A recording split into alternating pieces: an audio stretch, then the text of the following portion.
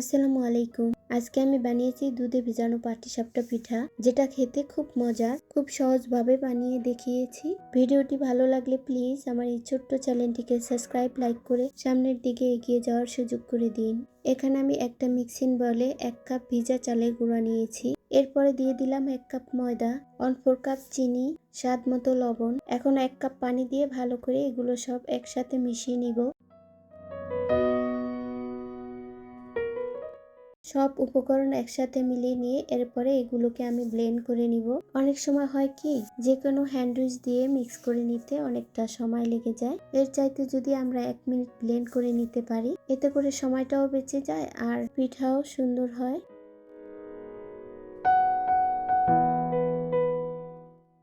গোলাটাকে আমি 1 মিনিটের মতো ব্লেন্ড করে নিয়েছি। এরপরে আরো 1 কাপ পানি দিয়ে আমি ব্লেন্ডার জগটা ভালো করে ধুয়ে দিয়ে দিলাম। এখন আবার পানিটা গোলার সাথে ভালো করে চামচ দিয়ে মিশিয়ে নিলাম।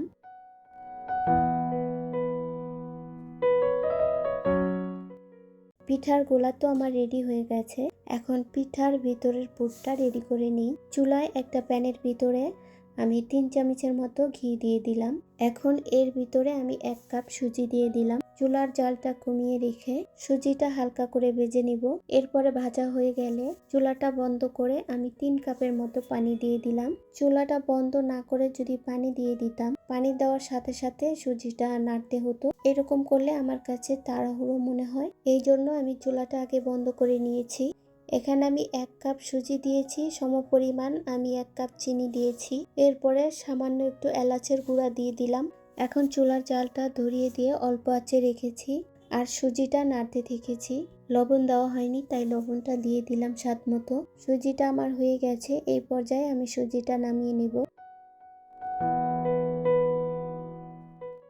সুজিটা নামিয়ে নিয়ে এরপরে একটা ফ্রাই প্যান বসিয়ে দিয়েছি। ফ্রাই প্যানের ভিতরে একটু ঘি ব্রাশ করে দিলাম। এই যে এখানে ঘি আছে, এই ঘিটা কিন্তু পুরা দরকার হবে না, এখান থেকে অর্ধেকের মতো ঘি লাগতে পারে। পিঠার গোলাটা আমি ভালো করে নেড়ে নিয়েছি।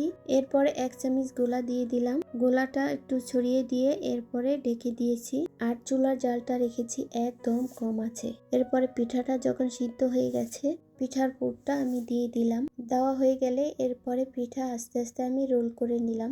আমার ভিডিওটি যদি এই পর্যন্ত কেউ দেখে থাকেন আর সামান্য একটুও ভালো লেগে যায়, প্লিজ আমার এই ছোট্ট চ্যানেলটিকে সাবস্ক্রাইব, লাইক করে সামনের দিকে এগিয়ে যাওয়ার সুযোগ করে দিন।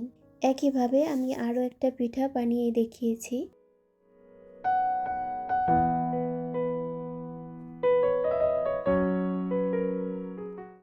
এইরকম করে আমি সবগুলো পিঠা বানিয়ে নিয়েছি। একটা সার্ভিং ডিশে আমি পিঠাগুলো সাজিয়ে নিয়েছি।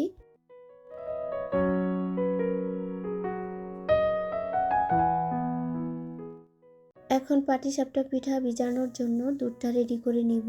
একটা প্যানের ভিতরে ঘন করে জাল করা 1/2 কেজি দুধ নিয়েছি। এর ভিতরে উঁচু করে 2 চামচ গুঁড়া দুধ দিয়ে দিলাম।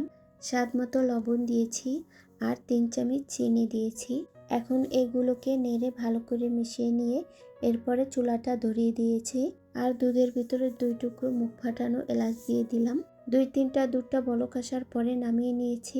এরপরে গরম থাকতেই পিঠার ভিতরে আমি দুধটা ঢেলে দিয়েছি আর এলাচগুলো উঠিয়ে নিয়েছি। এই পিঠাগুলো খেতে খুবই ভালো লাগে, চাইলে আপনারাও বানিয়ে দেখতে পারেন। দুধটা দেওয়া হয়ে গেলে এর ভিতরে আমি কিছু বাদাম কুচি আর কিশমিশ দিয়ে দেব। ভিডিওটি যদি এই পর্যন্ত কেউ দেখে থাকেন আর সামান্য ভালো লেগে যায়, প্লিজ আমার এই চ্যানেলটিকে সাবস্ক্রাইব, লাইক করে সামনের দিকে এগিয়ে যাওয়ার সুযোগ করে দিন আর কমেন্ট করে জানাতে পারেন আমার ভিডিওটি কেমন হয়েছে। একটা পিঠা আমি আপনাদের সামনে কেটে দেখিয়ে দিচ্ছি। ঘরে যদি কোনো মেহমান আসে, নতুন এইরকম একটা রেসিপি বানিয়ে দিতে পারেন। সবাইকে ধন্যবাদ জানিয়ে আজকের মতো এখানে শেষ করছি। আসসালামু আলাইকুম।